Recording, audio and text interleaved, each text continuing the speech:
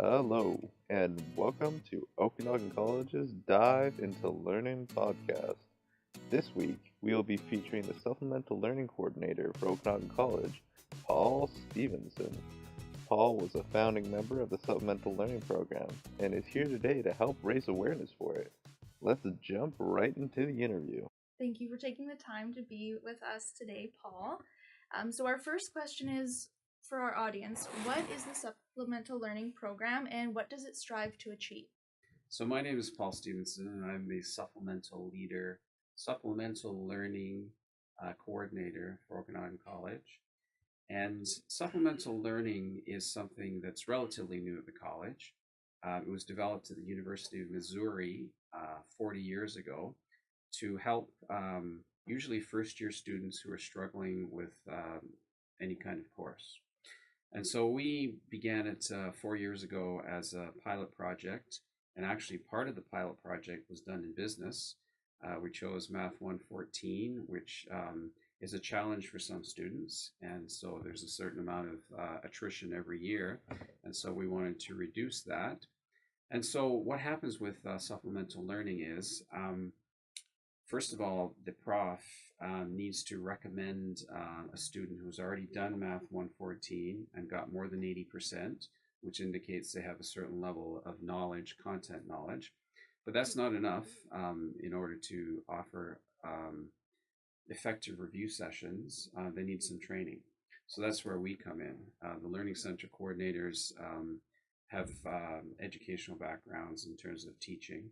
And so what we do is we train the students with strategies which they can use in the review sessions. Wait, so Paul, second question, how effective is it with the students who participate in the program? It's very effective, and it's a lot more effective than going to a tutor session where you don't know who the tutor is, because the biggest part is you want to feel comfortable. And so when you go to the door of this review session and you see that Emily's in there leading the session, oh yeah, I know Emily. I sat beside her the other day in class, and I was chatting with her, so I have no problem in going there and asking my question. Because it might be a silly question, but I'm confident Emily is going to be okay with me asking that. So that's the secret to this program is there's already a social contact and relationship been made, and so it makes it easier for the students to ask questions.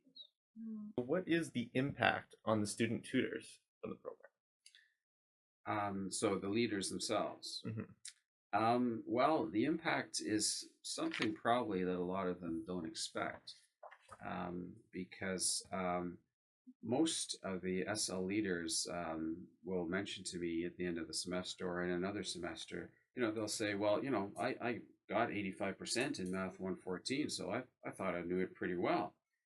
But when I had to re explain it to others who were struggling in different words in different ways, I found that I learned the material even better than I knew it before.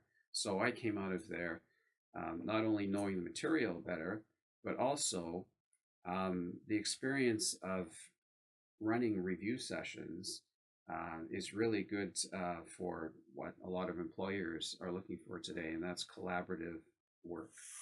Yeah. So it's fair to say it's good for both the tutors and the students. Absolutely. So who would you say the main stakeholders are that would or should have interest in the program? The stakeholders would be absolutely the students first, because that's our primary focus, is to help students be more successful, but also the profs, because the profs know that they can't reach everybody all the time, but they also know that this is providing another avenue for students to get help. Sure, students can come to the office hours of profs, and that works for a lot of students. For some students, they're just intimidated by that whole idea, and so they don't go to office hours, but they would go see an SL leader. Okay, so Paul, next question is number 5. On average, how many students utilize this program per semester, and what are the most popular demographics?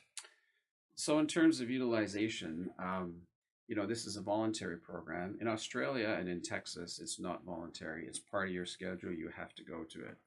But we take the approach that it needs to be voluntary, and so oftentimes it depends. Some sessions you'd have 3 or 4 students. Other sessions seem to attract 10, 12 students. So the utilization, it varies, but from our point of view, if you save one student from walking away from the program, then we've saved Okanagan College $5,000. So it's definitely worth the amount of money that we spend on developing these programs and the students. So that kind of falls into our next question. What effect, if any, do you think the program has on student retention for first-year students? It's difficult to quantitatively guarantee an analysis, but we've done some qualitative and some anecdotal and surveys of students, and the students say that it made the difference between them going from failing to passing, or other students who want to do it to go from B's to A's. And so the reaction we've got is that it's helped students in one way or another. With the professors, do you have certain relationships with others, or with more than others, or is it kind of like an email that you send out at the beginning of semesters, or how does it work? I found the best way is personal contact. So a lot of it is profs that I know, or I'll tell profs that I know that I'm looking for somebody, and they'll talk to their colleagues. So the personal contact seems to work best. Some profs aren't interested in it. They think for some reason they think that SL leaders might be doing people's homework, which you didn't do, did you? No, not in the slightest. No. I mean, that's all very subjective. Are you doing their homework? No. Are you helping them? Are you giving them hints? Are you getting them started? Absolutely. So there's lots of profs who want these SL leaders, so I don't have a problem with spending all the money in our budget. Also, I have one. Okay, so what are the implications if the program does not get more mainstream usage by first-year students? Well, the implications are the funding would be taken away. Every year I have to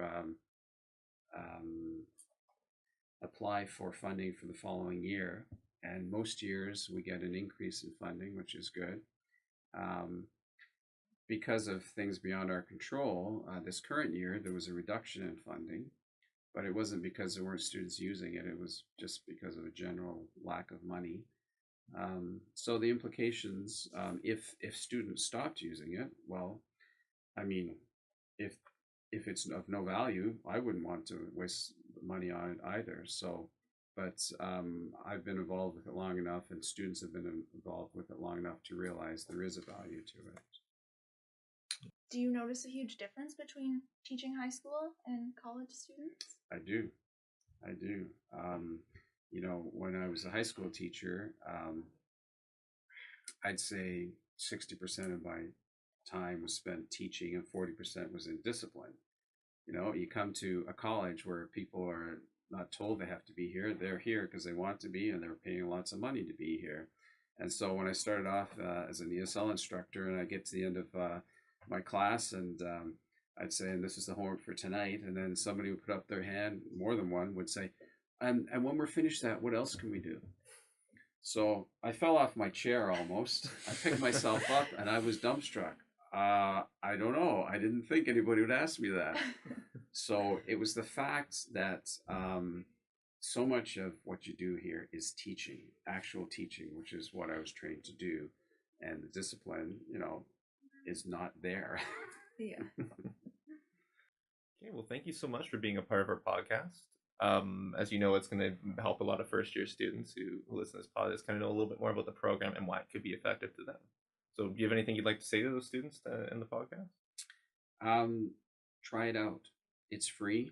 It's already been paid for by your tuition. It doesn't make sense not to try it out and see if it's for you. Thank you for listening to Okanagan College's Dive into Learning podcast on supplemental learning. Paul said it best. Just try it out. It's free. For more information on the program, follow the link in the description to the Supplemental Learning Program's website.